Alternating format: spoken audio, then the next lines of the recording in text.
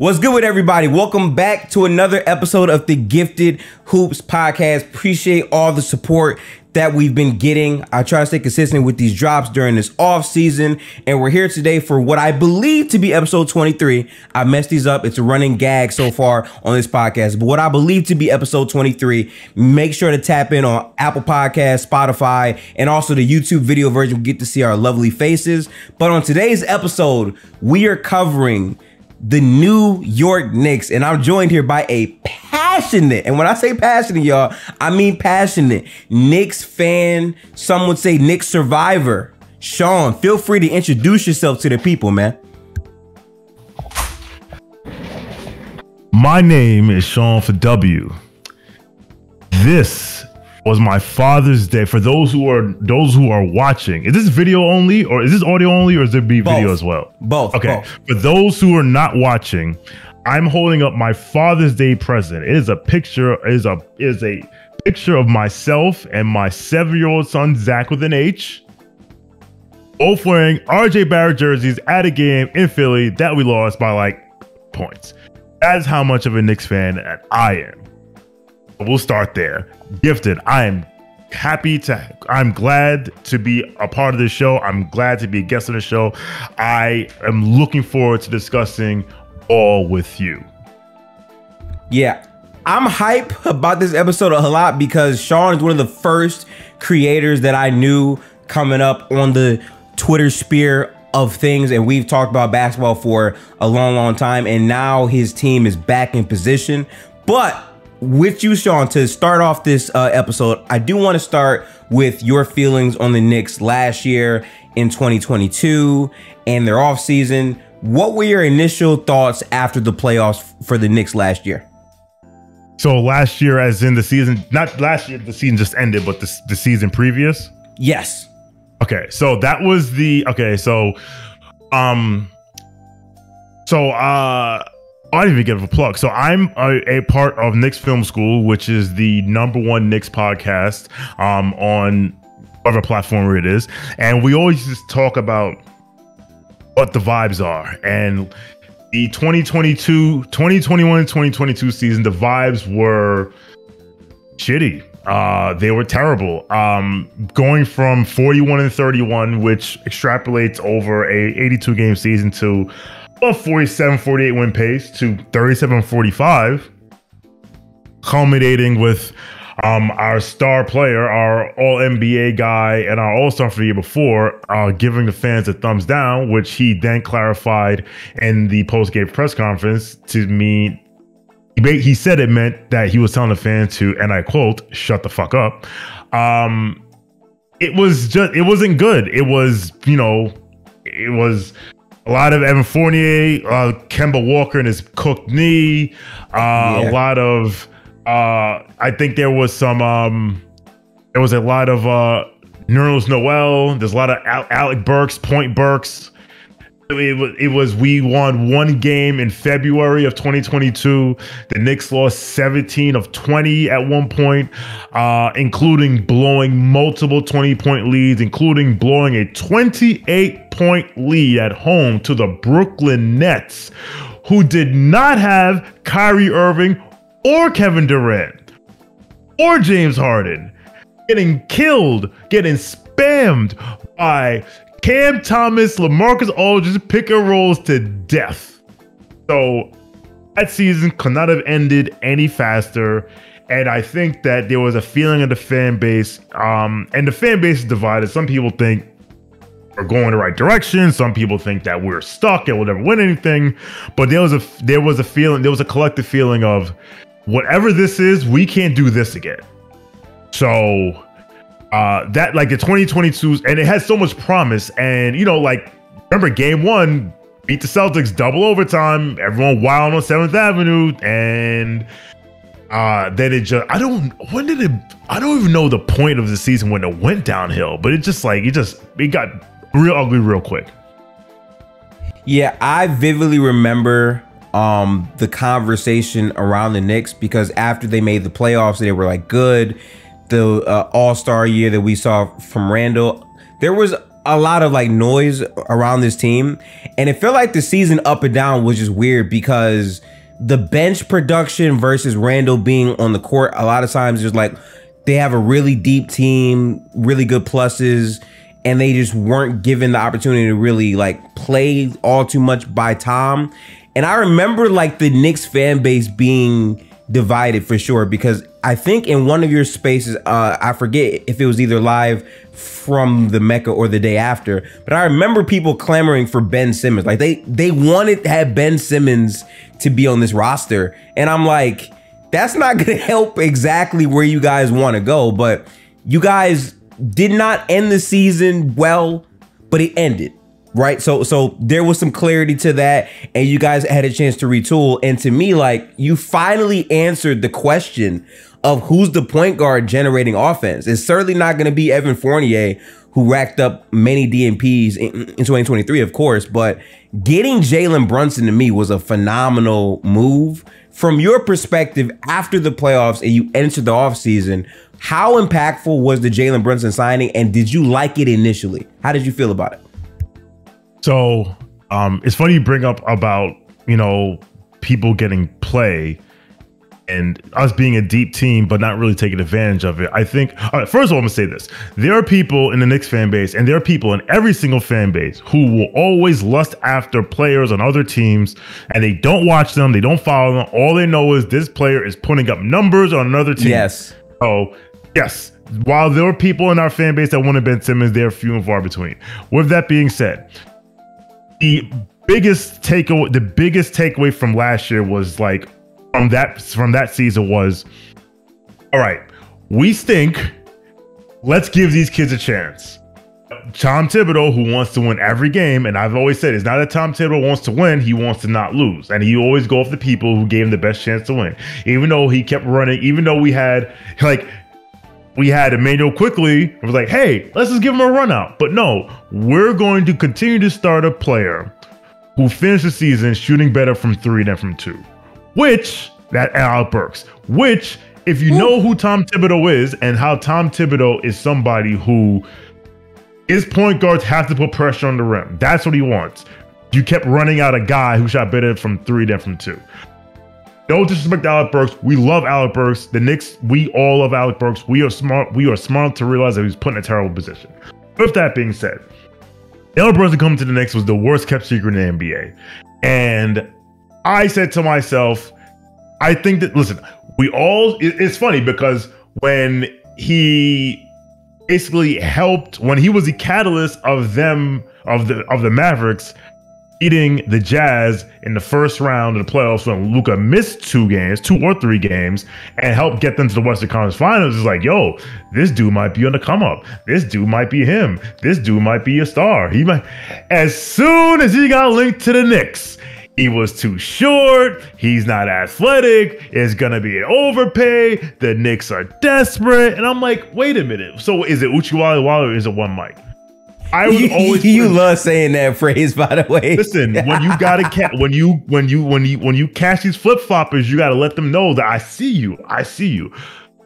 I had no problem with Jalen Brunson signing. I knew they weren't gonna give him a max contract, and I said to myself, they're gonna get him at a good number. If they get him at a good number, this makes sense.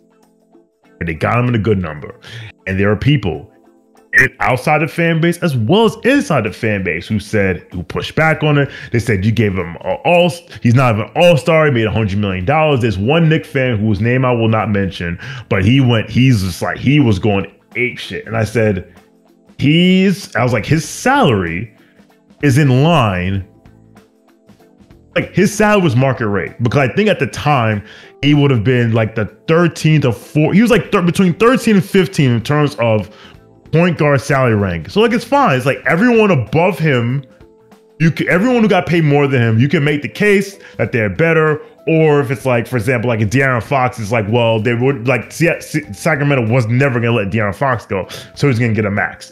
And the guys behind him was like, well, he's better than these guys. I was all for it, and Lord knows that contract might be arguably the best value contract in the NBA. And trust me when I tell you, I spent all season reminding people, hey, remember when you said this guy was an overpay? Remember when you said he wasn't that good? He, dollar for dollar, might be the best contract in the league. Yeah, I never understood the Jalen Brunson hate, because the season he had with Luka was great. Luka did not play multiple games in the first round against the Jazz, and he was still dominating and playing meaningful minutes in the playoffs. And I'm always in a mindset to where when you look at a contract, sure, you have to like see what other players are in that conversation as well, sure. But at the same time, if you are an NBA player that holds value in the playoffs and the ball's in your hand to make decisions and you're actually doing a good job of it in the playoffs where it matters most for like the elite of the elite, then for Jalen Brunson to look the way he did against that Jazz team, I thought was great, because he was able to exploit it in similar ways to what Luka does. And I always felt like the way Jalen Brunson played ever since he got into the league, the way that he just controlled pace, like every time he came in, I felt like he was going to be the smart guard who doesn't make too many mistakes. He gets to the rim, has a questionable shot sometimes, but ultimately a good decision maker. So when I saw the contract, I'm like, okay, is it a lot? Maybe right now you're thinking that, but if you prorate to 2 years from now, 3 years from now, with the new money coming in and all that, I didn't think his contract was that crazy. And more importantly, I feel like the Knicks needed a guard who, like you said, will do better than shooting higher from 3 and lower from 2, which, by the way, is nasty. Shooting 40% from 3, but less than 40% from 2 is disgusting work. That's nasty work. That's nasty work, Sean. I'm actually pulling it up right here. Yes, Alec Burks in the 2021-22 season shot 40.4% from 3 and 39% from 39% from the field. From 2, he shot 37.8%. That's disgusting. That's disgusting. It's impossible. Yeah, and listen, the Jalen Brunson contract is descending. He's getting paid less next year and less the year after that. It is. But you know what it is? Gifted. You said you don't understand why he got the hate that he gets. It's because he wears orange and blue. And I get it. When you watch the team be a laughingstock for most of your like if you were born in 1991 and you started watching basketball in 2001, aside from a random 54-win season, you have never seen the Knicks be any good. I get it. However, when clearly the Knicks have been moving in the right direction, but you know, they see it now. But so it's not how you start, it's how you finish. Yeah, so I'll tell you my thoughts on this, right? It's harder for people to admit certain things about the Knicks, in my opinion, because for many, many years they've been a team that makes terrible choices, terrible trades, terrible extensions, terrible head coach hiring. Like, they've made so many bad decisions that a lot of fans laugh at, that they're just so used to doing it, they feel like everything is that. And I said in the moment, Jalen Brunson just played meaningful playoff minutes. He had his best regular season, and he's still a younger asset that's getting better. Plus, it's like, why would New York not do it? They just had a season where they didn't make the playoffs. They were very deflating in terms of how they play basketball, and they didn't have a point guard. To me, it made sense, and you at least see what you have and you move on from there. And the funny part, and trust me, we're going to get to this name, Sean, I promise you, but I just quickly want to, remind people. The funny part is the guy the Knicks were actually linked to in Donovan Mitchell, who they would have had to given up a haul for and traded all these assets for, they beat in the playoffs this year. Like I looked at it as Jalen Brunson, arguably this year, to me, was the best player on the Knicks. I'm not too high on Randall. I've been trying to get him traded for this team. Yeah, he is. Jalen Brunson's the best. He's the guy. He's the guy. Yes, I thought Jalen Brunson was the guy, and more importantly, the contract value. Like you said, it's a descending contract. The only other player in the league for me who I think is probably a better contract would be JJJ, who's also on a descending contract. In his last year, Sean, which I think is in 26 or either 26, 27, or 28, he's making $23 million. Like that's just insane value. So you're 100% right on defensive player of the year. Yeah. So yeah, I'm with you, Shaw, all day. Jalen Brunson is a good, valuable player. And this year it's like the scoring, the 3-point shooting surprised me. Because again, I figured he was a guy that, okay, he can knock down threes, but his main value is getting to the basket. He shot 40% on volume. Like, he had a really good season, Sean. He really did. Listen, man. And he, like, especially since part of the reason why we're in that wilderness is because the Knicks had never been able to sign a good point guard. Like, my favorite Knick was Derek Harper. Like, he was our point guard for the team that made the finals in '94. And I mean, after that, I mean, in no particular order, Chris Duhon, Emmanuel Mudiay, Langston Galloway, like there's been Alfred Payton. There's been some guys that we've tried to talk ourselves into. Now, like I said, we literally just signed a guy. Like, and think about it, what's the other wrap up that Knicks fans get? Oh, we think we're gonna sign all these free agents, but no one wants to go to New York.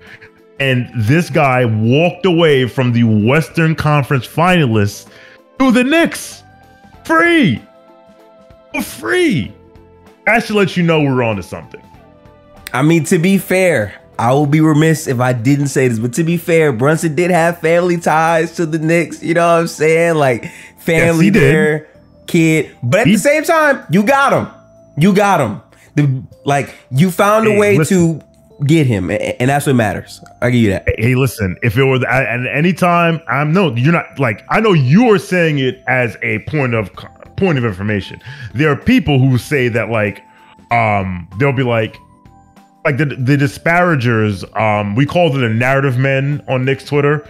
They say, like, besides nepotism, what is it or front office ever did? I was like, oh, if it's just that easy that you sign free agents because you hire their family members, how about this? Golden State Warriors should hire Luka's mom and make her head of PR. And then she'll just go, and then Luka will go to the Warriors when he's a free agent, right? Or I have a better idea.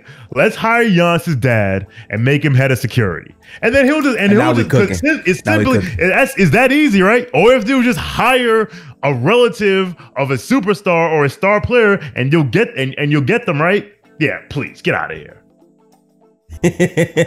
Listen, man, I'm with you on that. But coming into the season, so people had their thoughts about Brunson. They weren't sure. People had questions on, can Randall mirror the same play that he had once before when he made the All-NBA team? What were your expectations for the Knicks headed into the season before any ball was played?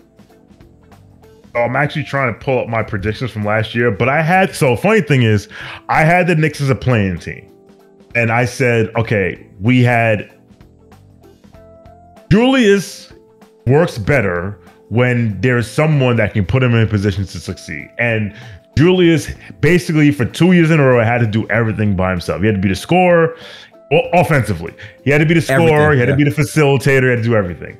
That pressure will be relieved from him. I said I thought they would be a play-in team. I thought they would win 45 games. I actually made a bet. I actually bet on FanDuel that the Knicks would. I bet $100 that the Knicks would finish in the play-in, and I lost my bet because they were the 5 seed. Because they exceeded it, yeah. Yeah, they exceeded expectation. But my expectation was the Knicks will be a play-in team. I forget the 6 teams I had in front. I forget the 6 teams I had in front of them. But I thought they'll be a play-in team because I said to myself, and I said 45 wins, and I said to myself, last year was the season where everything went wrong, and it was a season from hell, and they were terrible and they were awful, and they won 37. Yeah, they still won 37 with that. Yeah, They still won 37. So, like, okay, now you switched out Alec Burks for Jalen Brunson. They switched out Nerlens Noel for Isaiah Hartenstein. They eventually switched out Evan Fournier for Quentin Grimes. I'm like, this team is going to, like, an 8-win jump shouldn't be that far-fetched. Yeah, I was higher on Brunson than a lot of people. So in my mind, I felt that he was going to be able to play kind of at that caliber. My bigger thing is the best part about your offseason is you didn't make some dumb trade to trade all of the younger guys of talent. You still had them.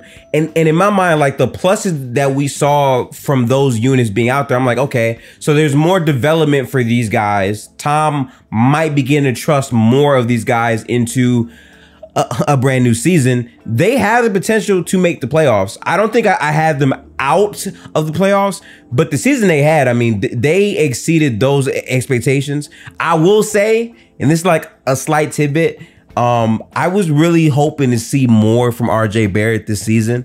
I kind of figured this would be the year where like he jumps and like really produces more by having a good point guard behind him now, and he kind of was more of the same. He played well in the playoffs, but you still want to see like that jump from RJ really come. But yeah, they performed extremely well during the regular season. Sean, for you personally, what were your biggest goals you wanted to see from the team in terms of players, future timeline, all of that within the year 2023? What did you want?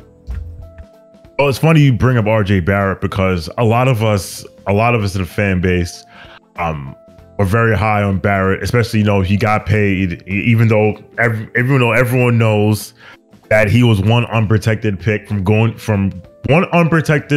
away from going to Utah in a Donovan Mitchell trade, which again speaks to the patience of the front office to not make the knee-jerk trade.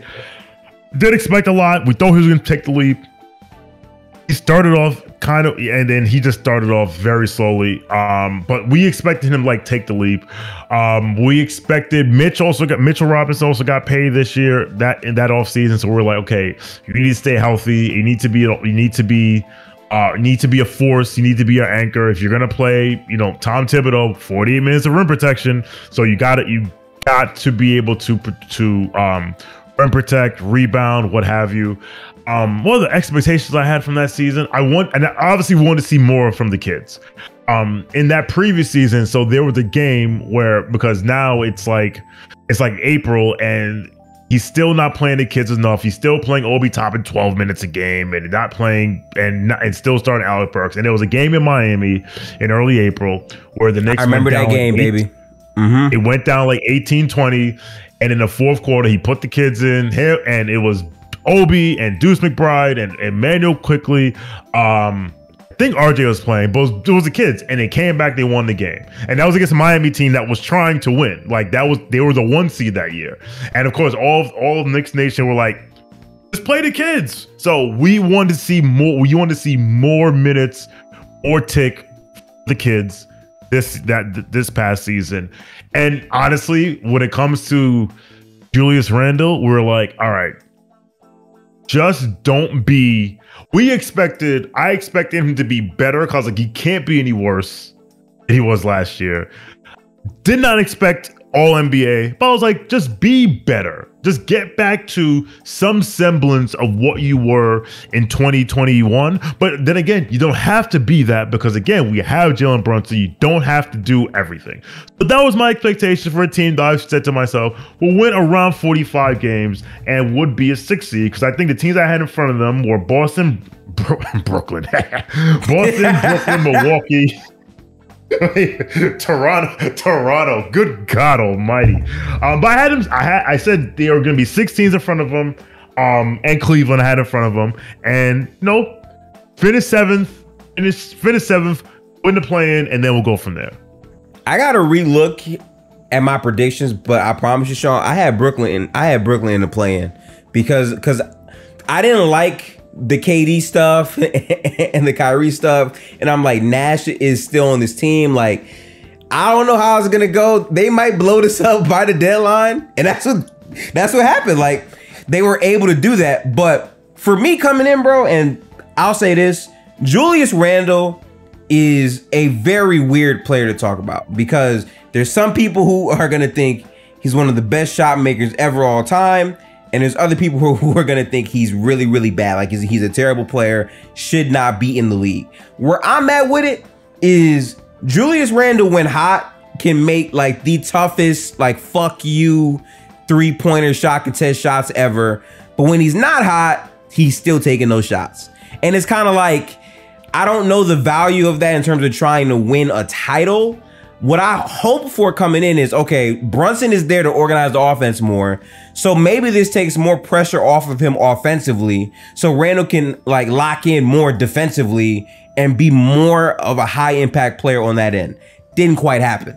So I'm really wondering for the next season coming up if he can really make that change, because in my mind, I told you this earlier, I think they should trade Randle, right? I think he's on a decent contract, but I understand that if you're trading Randle, you have to think about, okay, well, who's going to be the other centerpiece? Because he still gives you production on a night-in basis that you need to win basketball games. That's still there. But in terms of trying to capture like the goal of being a true contender and having a chance to win and compete for a championship, to me, you need another impact player in there, potentially at that spot, not named Randle. Yeah, I mean, I would say, so I actually think that Julius Randle is underrated, and not that he's not frustrating, because he's a very frustrated, he can be he's a very polarizing player, and he's a very he can be a very frustrating player to watch, because you know we always have the saying like, are we gonna get good Julius today or are we gonna get bad Julius? And you can usually tell within the first few minutes, like, oh, we got bad Julius, you know. But the hate has gone too far, whether it's outside of fan base or inside of fan base, that people think he's a bum. I'm like, no, you do not make all NBA twice being a bum. You do not make, you're not all NBA all-star twice in 3 seasons if you're a bum. Now, the difference is, and I give the Knicks credit, I give Tom Thibodeau credit. This past season, they changed his shot diet. Like if you look at his shot chart, everything, the majority of his shots, I would say 85% of his shots are either behind the 3-point line or in the paint. Like they told him, like, cut out this mid-range 17-foot long two bullshit out. And he listened, and all NBA again. So now with that being said, I do not think you can be a championship team if he's your best player, which I don't think is going out on a limb. I am not sure if he can be your second best player, simply because, and if it does, I don't think it can happen on Knicks, simply because of the usage that he has, right? And the way his game, like he's a talented player, like he's a super talented guy, but the way he plays, you know, a lot of ISO, a lot of ball stopping, a lot of like, you know, go left, get to my spot, whatever. Like Julius, like if you go on like, if you go on YouTube, you find like Julius in LA or even in New Orleans, like Julius as a roll man is dangerous. Julius don't roll. Julius don't roll. Pick and pop, not pick and roll. You know, he catching that ball, post up, jab, like Yep. And like I give him credit, like he will get the ball 18 feet from the basket and bully your ass to get into the paint and then take the fade away from the paint. And I'm like, yes, that's a better shot than from 18 feet. In terms of trading Julius Randle, our front office is not going to trade Julius Randle unless it's a team that really, really wants him or it's in a star trade. Like there are people that want him to be traded just to get him off the team so other guys can get ticked and get more burn and get more usage. That's not happening. That is not happening. Especially after they traded Obi too. Exactly. So I've always said that I do not believe the next championship contender will have Julius Randle on it. Not that because I don't think Julius Randle can play on a championship level team, but I don't know if it could happen here because ultimately he would have to acquiesce to a role that I don't think he'd want to do. I've always said that people say Julius Randle's a third option. I'm like, no, Julius Randle is better as a 6th man than as a third option, because Julius as a 6th man can run the bench unit, bully people, be the best guy on the floor. As a third option, like he's seen it. You're a guy, you're standing in the corner. You don't want to put Julius Randle. You don't want to put Julius Randle in the corner. Like he's not helping you just standing in the corner. So I think that when it's all said and done, when the Knicks are ready to contend, he probably won't be on the team.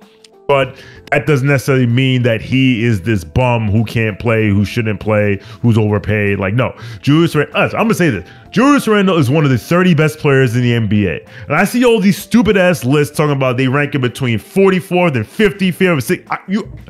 He's one of the 30 best players in the NBA. And he may not like how he plays. He's on the third. Like, you don't make all NBA. Listen, I'm not saying, okay, he's made all NBA. That doesn't mean he's top 15. I'm not going to say he's top 15. Right. Top 30? Yes. All right. I'm going to say this much. For now, I'm going to say no comment. I haven't really given this much thought. I'm going to just say no comment for right now. I might be inclined to disagree, but I'll say this. Like, what I respect Julius Randle for is, regardless of the CTE shots and choices he makes sometimes, despite that, he does play 70 games. Like, he plays a lot more games than a lot of people's favorite players. And to me, that's really been a huge part of why he's been all NBA, because more than anything, he's been available and he's had dominant stretches during the regular season with that availability. So, like, I don't knock that part at all. My problem with Julius Randle is whenever he gets to the playoffs and he's playing a competent defense, they understand how to take away from him and literally limit him severely. I don't want to talk about the Heat series too much because that was just bad, but that's what the Heat are. Like, they are a defensive-minded team that understands what to take away. But in that same series, they couldn't take away Jalen Brunson. Jalen Brunson was every game giving it to him. And I agree with your statement about Julius Randle being better as a sixth man, because people have to understand, if you're a third option on a team, you're not going to have the ball in your hands that much. And Julius Randle is one of those players to me that is better with the ball in his hands than without. So on a six-man role where he comes in, he plays against other units, you could potentially see that more. It's just hard to visualize Randle on this team being a good second option because, again, the ball's in his hands. But the people who want to trade Julius Randle, let's talk about what that means. Trading Randle to me means you're either getting value back in bunches, which you might be able to get, you might not be able to get. But that's also you potentially thinking RJ Barrett can fill this role better. And RJ has not shown that yet. I'm sorry. He might have the potential to, but I don't think he's been close enough to outright say, okay, we'll be fine. We can trade Randle, get pieces back. Brunson and RJ are the vision. I think if you're trading Randle, it would have to be for either a high-level player back who's better than him or fits better, or for multiple pieces that makes the roster better, Sean.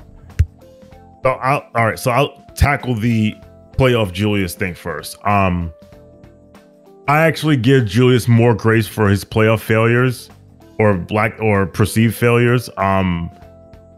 Year one in 2021, the Atlanta Hawks and that tactical wizard Nate McMillan decided, all right, we're gonna take you away and we dare anybody to do anything else.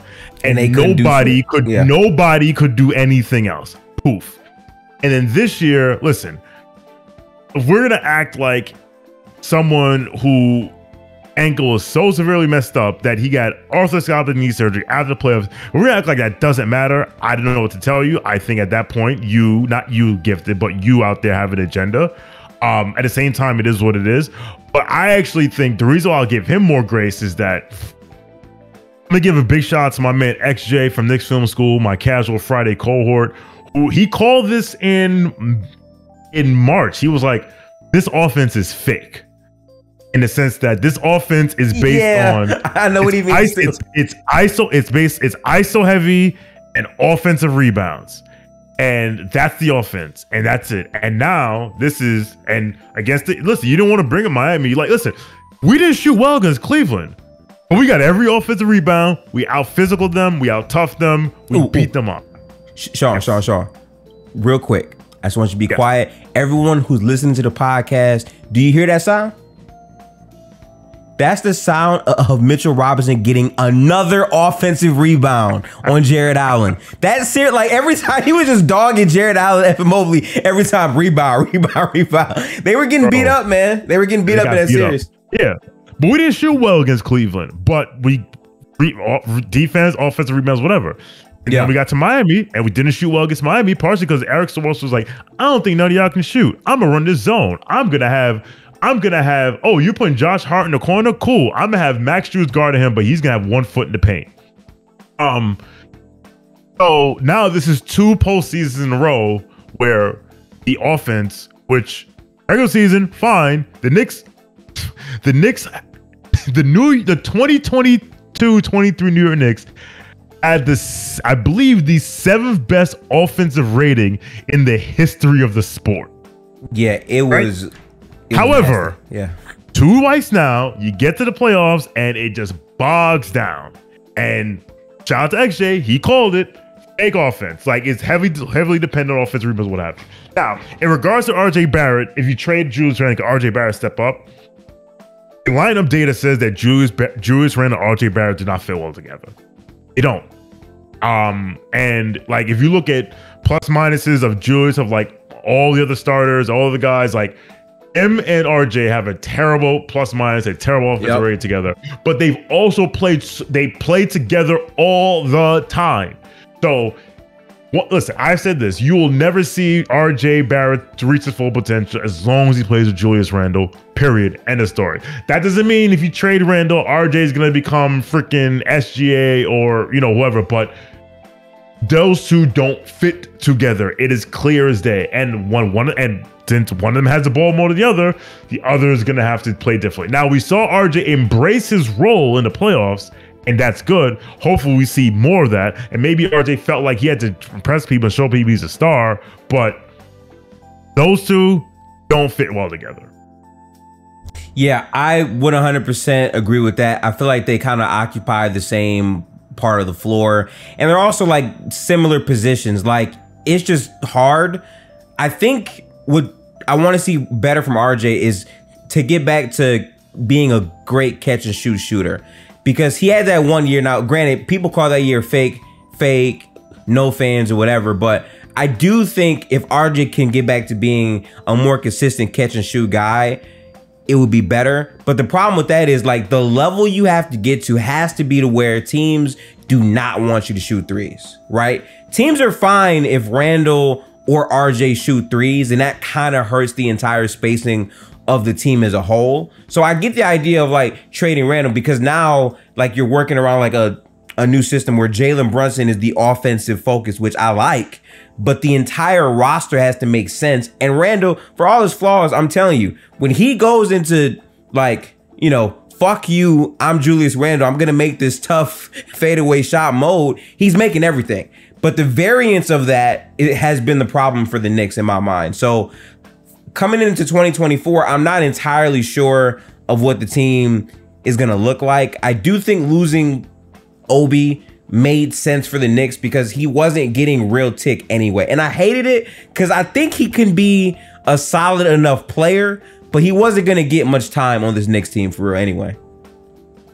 No, and by the end of last season, this past season, we all knew like it's time for him to go. Not because we don't think he can play.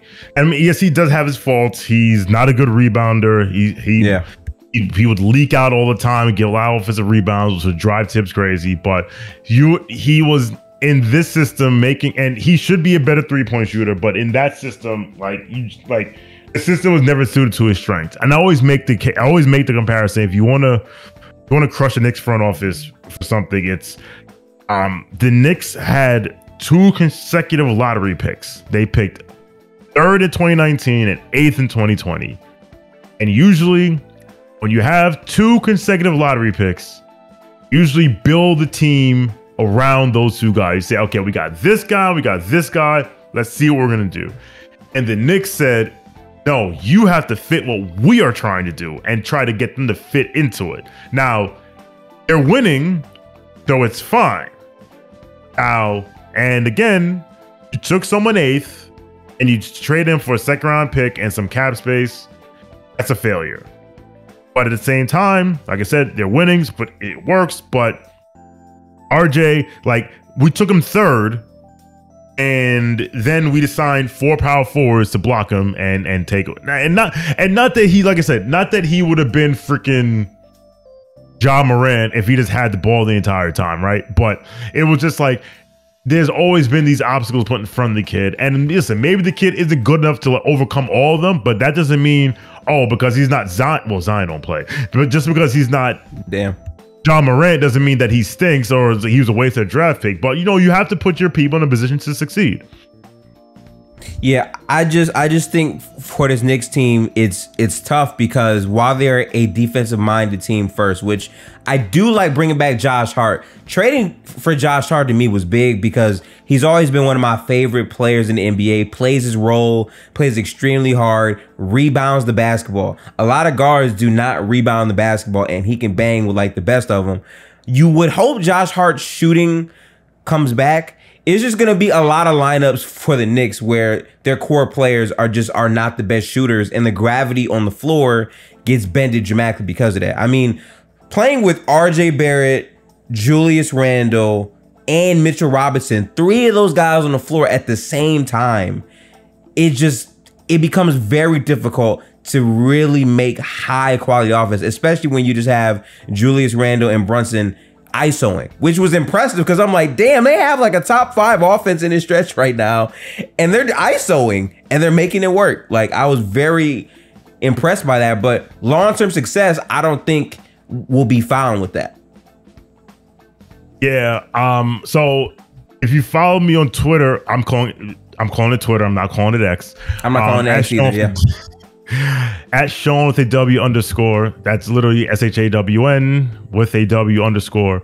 My pinned tweet right now is a screenshot I took because the latest. So shout out to the Knicks recap on Twitter, and he posted. So basically, he posted that the Knicks starting line should be Brunson, RJ at the 2, Josh Hart at 3, Randall, and Mitch, and his reasoning being that he's watching RJ in the FIBA warm-up games and he's killing at the 2. And while I agree that RJ Barrett, I'd rather see him at the 2 than at 3. So my pinned tweet says, "You want a whole lot of this?" and is a screenshot of Jalen Brunson against the Miami Heat with 4 people looking at him, 2 of them with their feet in the paint. Look, this is it right here. For look at that clip, y'all. Look at this. Look at that. They're all focused on Brunson right there. Yeah. They're all focused on him. And this is the one where I said you could literally see Josh Hart's in the corner and Max Strus is guarding him, but Max Strus is literally standing in the paint. So I say that to say Josh Hart, I'll tell this story. Game 2, I'm a season ticket holder. I was at Game 2 against the Heat with heads up. Your focus is a little. Oh man, hold on. I'll do this. Live radio ain't nothing like it. All right, this will fix it. Hold on, let me do this. I'll talk while I focus. Okay, so I'll do this. He took it off the stand, y'all. Oh, I cannot hear you at all. I don't know what happened.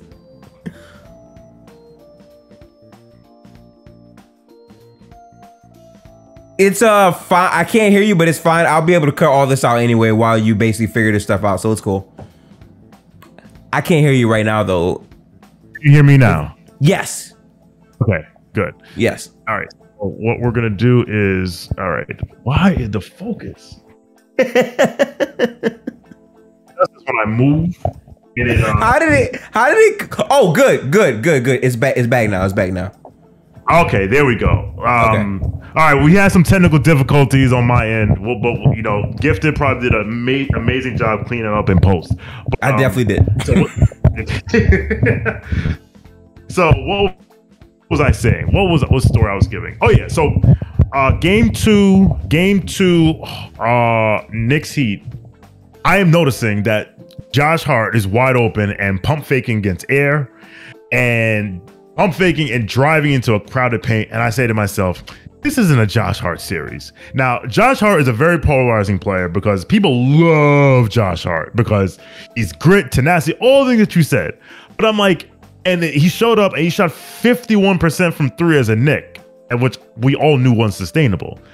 And Coach Eric Spoelstra said, I don't give a shit. I'm leaving you wide the hell open. And Josh Hart acquiesced by not taking open threes when he had them, pump faking against air, driving 100%. The crowded lanes. And me and Cedric got into the shouting match. So I'm like, yo, they're leaving him wide open. He's like, nah. I was like, that's not a Josh Hart series. Nah, you can't say that. We need him. You got him. And of course, he hit like 2 big threes at the end and says like, see, told you. See, look, he's up there. I was like, all right, but still not a Josh Hart series. And then, listen, Game 6. Game 5, Game 4, like, so I need Josh Hart to take 500 corner threes a day, and when he's open from 3, shoot the ball. Like, he's a career, I believe, 35% three-point shooter, which is not great. It's below league average. It's not terrible. Listen, Julius Randle shoots 34% from 3, and he got invited to three-point contest. You know what? When Julius Randle's, I'm open, it's going up. Like, you have to take, like, you, and the funny thing is, that's one thing they told Julius in the offseason, this past offseason. They're like, you got to take more threes. Because guess what? If you take 10 threes a game, there may be days where you're 2 of 10, but there may be days where you're 7 of 10. So, I need that from Josh. I need that from Josh Hart this year, or else you're gonna have these spacing issues where teams are gonna say we're gonna pack the paint and force Jalen Brunson to make something out of nothing, or force Julius Randle to make something out of nothing. Yeah, people have to realize it takes time for a player to get the reputation of being a shooter or like a guy that they don't want to leave open. It takes like a long body of work. My biggest thing for Josh Hart is to take more corner threes, but like you said, don't hesitate. Because my thing is, if you're hesitating and you shoot, let's say 40%, that's cool. Like, that's really, really cute. But the fact that we've seen you hesitate in regular season games in the playoffs, we're gonna live with that all day, all night, and you gotta prove it. And normally, when you prove it in the playoffs, they stamp you as, okay, we can't leave this guy open because he killed us for an entire high-level series with it. But the thing with Hart is like, he had plays where he would catch the ball, Sean, right? I'm watching the game. He would catch the ball, like hold it for like 2 or 3 seconds, and then try to dribble to the paint and turn the ball over. And I'm like, bruh, like, you cannot have possessions like that. Like, what makes a good team, right? I'll shout out my team, Golden State, or even the Suns, right? The quickness in the decision making. Draymond can't shoot worth a damn. But when he's shooting, he shoots it. He's not gonna like hold there, sit and wait. It's either he's gonna shoot it or set another screen, do something to provide value on the floor. And you want to see Josh Hart do more of that for sure this season. I agree with you. Because the space is gonna be nasty. I'm sorry, but Julius Randle, RJ, and Mitch already as 3 is questionable. You add Josh Hart there, it's not as consistent. Agreed. And I actually think part of the bigger problem is that, like, if you think about it, the entire team, offensively and defensively, is kind of constructed around Mitchell Robinson. Yeah. Because offensively, there was this lack of offense and how you make up for it. And then defensively, he's, like I said, he's like the anchor. Like, he cleans up so much mess. So, like, that makes it difficult. So, yeah, Josh, if you're open, shoot the ball. Now, listen, we do have to talk about the high moment. I feel like we've talked a lot about the Heat series, but let's talk about that Cavs series, man. Listen, on this podcast right here, we not gonna have no revisionist history. Coming into the series, a lot of people lean Cavs because of the talent, what they accomplished during the season, which I don't want to take away from it. They were a really good regular season team. I said last year they didn't make the playoffs, sure. As soon as Allen got hurt, that team was not the same. I figured they would have a strong regular season. I said coming into the series, personally, this is going to be a closer series than a lot of people think. You can laugh at the Knicks. You can say everything that happened during their season was like cap. It wasn't real. That's fine. But the Cavs are not like this perfect offensive team either. I thought because of their defense and how prolific Donovan Mitchell and Garland can be offensively, they're going to be a good team during the regular season by pretty much any metric. But when you get to the playoffs, Evan Mobley, can you score? Can you shoot? Are we going to leave you open? Allen, you have 2 bigs who aren't known for like really spacing the floor. And then defensively, they don't have a strong POA defender. Like, who is their wing that can play hybrid between the guards and the bigs? They don't have one, okay, for the entire season. So I feel like coming into this series, it's like, damn, this is really going to be based on, can Donovan Mitchell and Garland get off consistently?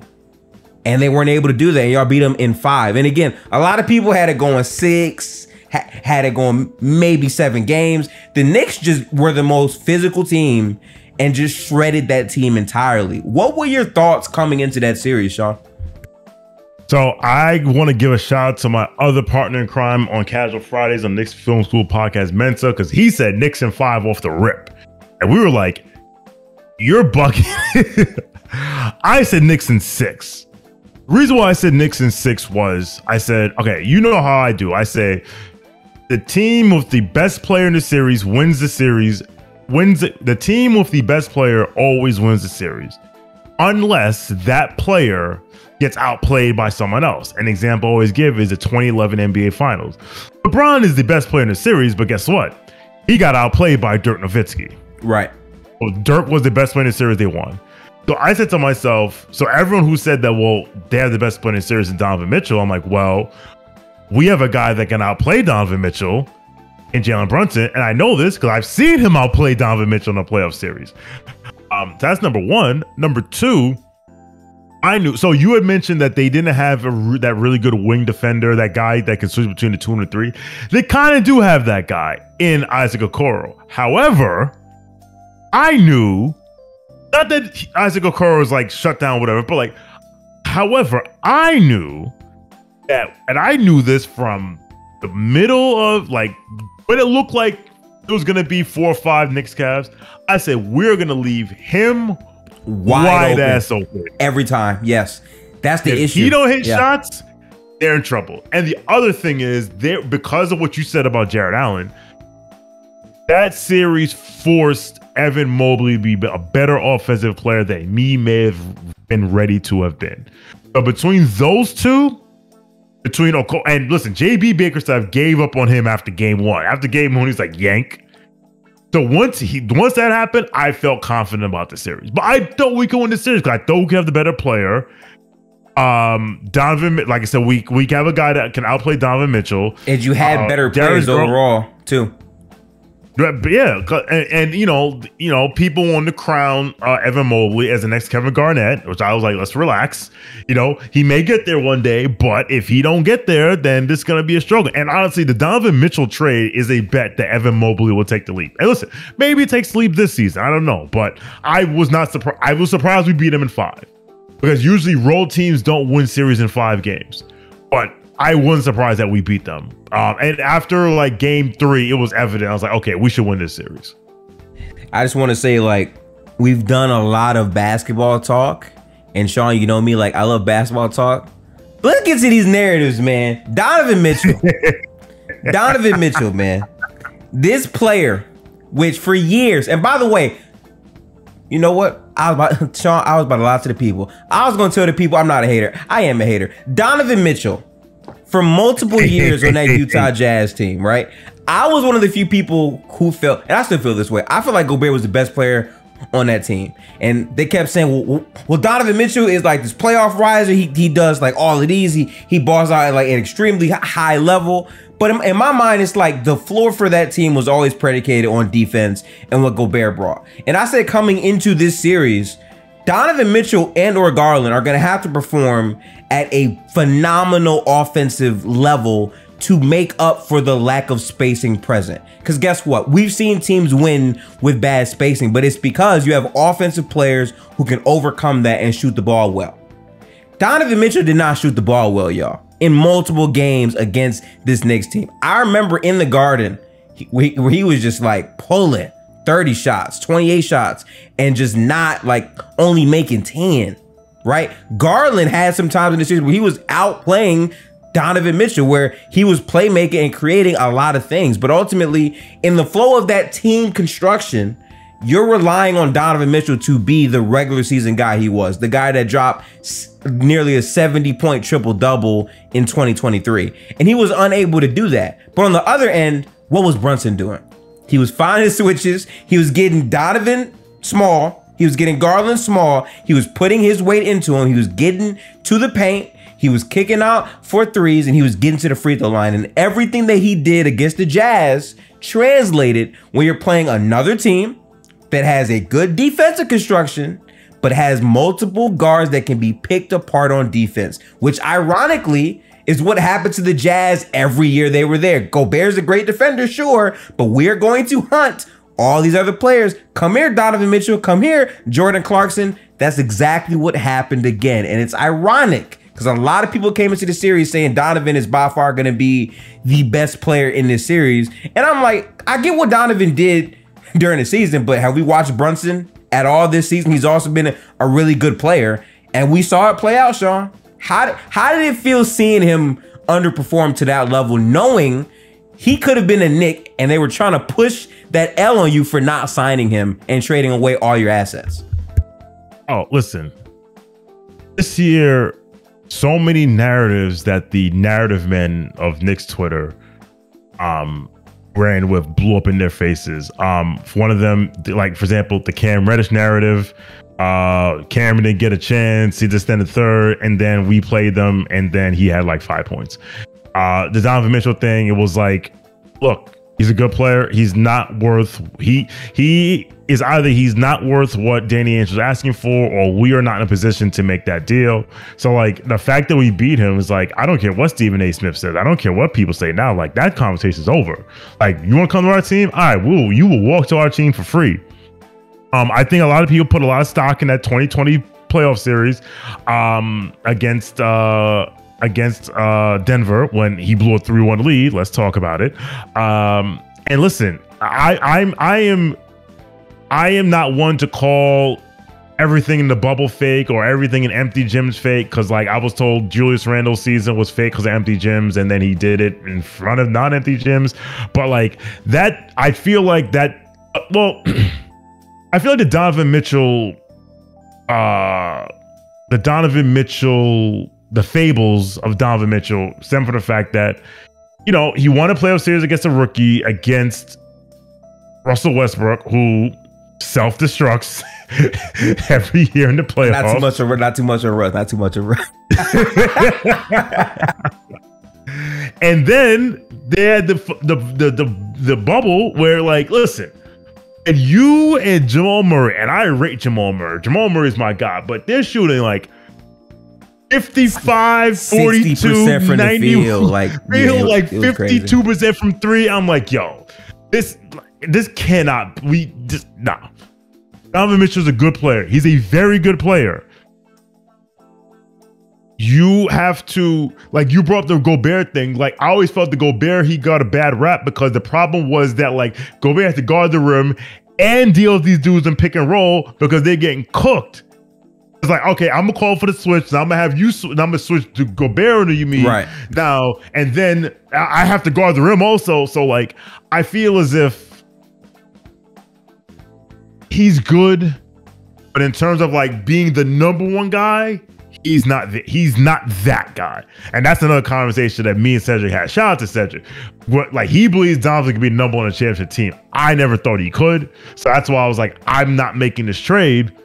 I'm not going all in on a guy I don't think is like the #1 guy. Big shout out to Cedric, 1/3 of Live from the Mecca. I've had many battles with Cedric in our day on Twitter. I did not know he believed Donovan Mitchell could be the #1. I share your same opinion. I think Donovan Mitchell is a good player, but I think he has flaws. I think what happened this year and in the playoffs, he shot the ball bad. And like, that happens. Like, it does happen to these players. But the bigger point to be made is just because you can be a dominant player for the regular season does not guarantee that it'll translate when a team can just say, we're letting guys shoot. And while that proved true for the Cavs, and that's why they lost, the same thing is true for the Knicks. Ultimately, like, you're gonna have to find ways that guys can, you know, space out the floor and be more impactful off of the basketball. And we talked about this, like the RJ Barrett film thread, where like I sat there and we were like looking at like film of how he can get better. RJ's best trait moving forward needs to be as an off-ball guy, as a guy who catches the ball, gets downhill, makes a quick decision. When you're not thinking and you're just playing basketball and it's like quick and there's no hesitation, that makes the floor of your offense a lot better. So that's really what I want to see more from the Knicks in 2024. What about you? So I think this team, I want to see RJ Barrett take playoff RJ and keep it going. Make the right play. I want to see him stop getting his shit punched at the rim because he decides that he's not. First of all, actually, I meant to say this earlier. I want to give a shout out to the locker room, you and Derek, for taking the time out to do an RJ Barrett film session. And nobody wanted to see. No, and nobody wanted to see. And I was like explaining things. I was like, yo, this is because of this and this is because of that. And then RJ said, I'll go with that. But I want to see him like, yeah. I just want to see him like, because a lot of times you could tell he made up his mind that he was going downhill, was going to the basket, no matter who was there. And then he would get his shit boarded. In playoffs, you saw him make the right basketball play, get into the lane, make the shot, like make the right pass or get to the rim. Because listen, I would say this, RJ Barrett is elite at getting to the rim. He's elite at getting to the rim. Now, what he did when he get there, the problem, but he's elite at getting there. I want to see Julius. He said he thinks he's mentally there now where he needs to be as a player, as he's matured. He said he was watching film and all that too. So So I want to see him just make better plays. I don't want to see. I'm not saying you can't be bad, but I don't want to see like bad Julius and bad body language and whatever. I want to see Quentin Grimes take a leap. I want to see his playmaking improve a little bit more. I want to see his 3-point shooting improve more. I would love to see Mitchell Robinson do something offensively, but I'm not going to hold my breath. And I want to see like better spacing. Like I said, I want to see Josh Hart take more threes. I want to see him make 36% from three, make enough so that they have to account for you. Like Quentin Grimes did not shoot well in the playoff against the Heat, but guess what? When he's out there, they guarded him. Reputation, they guard him differently than Josh Hart. Brunson, Captain America, I'm not worried about him at all. IQ, I'm not worried about him at all. Isaiah Hartenstein, best backup center in the league, as far as I'm concerned. Not worried about him at all. I want to see this team get to the playoffs. I want to see them win a playoff series. I would love to see them. Listen, Bobby Marks said he thinks the Knicks can make the finals. I'm not going to go that far, but I want to see them get to the second round. And if they go up against a 1 seed or 2 seed, if they lose, go down fighting. And I don't want to see a game 6 like a game 6 against Miami where only one person showed up in that game 6. It was, or maybe they get to Brunson in that game. Or then maybe we get to a conference final, and then maybe we get to a conference final, and then Joel Embiid said, "You know what? Trade me there now." Listen, I like that because they've been linking Joel Embiid to the Knicks for a couple of years now. Obviously, with the Harden drama, like that may or may not be a thing that could happen in the next 2 years. But I need people to relax with the like, this player should be on the Knicks, this or that, this or that. I think what the Knicks are strategically doing is they're seeing what they have, they're letting it play out. So when something can happen, they can easily move off of these players who have team options on their contracts and make a decision to improve themselves on. They're not committing anything to like a crazy 4-year, 5-year deal. They're just seeing where things are as they progress, and they're being good while doing it. A lot of teams don't know how to do that. For instance, the 76ers, let's be trash for multiple years and then get better, and now we're kind of mid, right? You guys are a good quality of mid. High quality mid, I would say, is what the Knicks are. Embrace the mid, baby. Embrace the mid. Embrace the mid. But I appreciate you, Sean, for joining me today on the Gifted Hoops podcast. I want you to again plug all of your stuff, everything Knick related. Go ahead and get your stuff off, Sean. All right, so you can follow me on Twitter. His mama called it Twitter. I'm gonna call it Twitter at SeanTW_. I am a part of the Knicks Film School community, so we have podcasts. Listen, I know I'm not talking to very many Knicks fans out there, but if you're a basketball fan and you want to learn about other teams, check out the Knicks Film School podcast. I'm on during the season. I'm on every Friday. It's called Casual Friday with myself, Mensa Smith, my man XJ. I host a We also do KFS Study Hall on the weekends with my man Chris Persianen. So that's on Twitter Spaces. This season it'll be like, I won't be on every week, but it's me, Mensa, and Chris. So we're gonna alternate. It'll be 2 of us every week.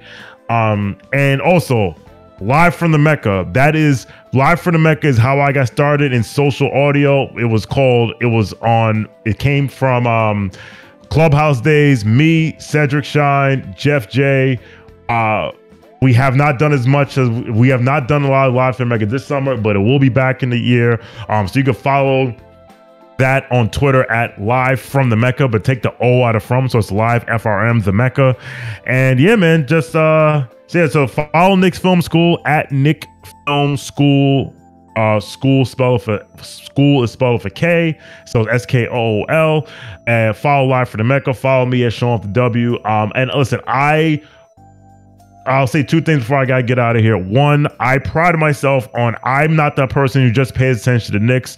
I pay attention to other teams. I watch other teams. I've discussed things with other teams. I talk with Gift about the Warriors. I talk with Dylan about the Pistons. Shout out to Dylan. We love you.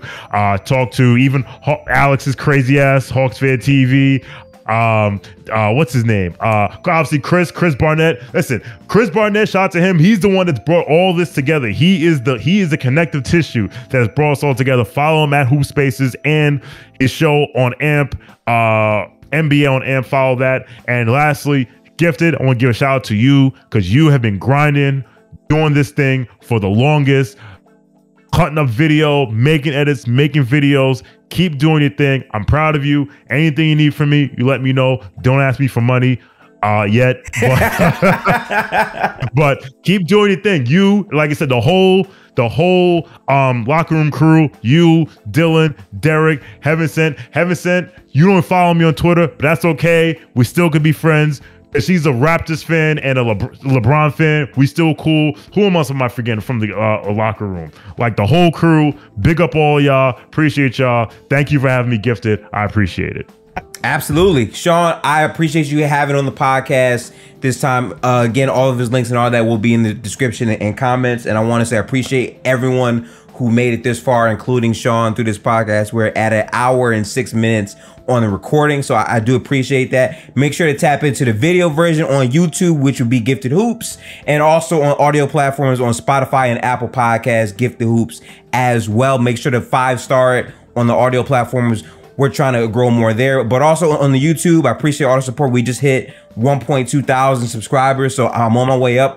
I literally went from like 500 to 1,000 in like 38 days. So I'm very hyped, but the work is what I care about. And we're doing all this right now during the off season. Once the season starts, is going to be a lot more things to talk about teams overperforming or underperforming. So appreciate everyone who's rocking with us this far, and we're going to keep it going. But I'll catch you guys in the next episode of Gifted Hoops. Make sure to tap in, and remember, watch basketball, enjoy the narratives, but watch basketball first. Peace out, people. Peace out. Shout out to Luke.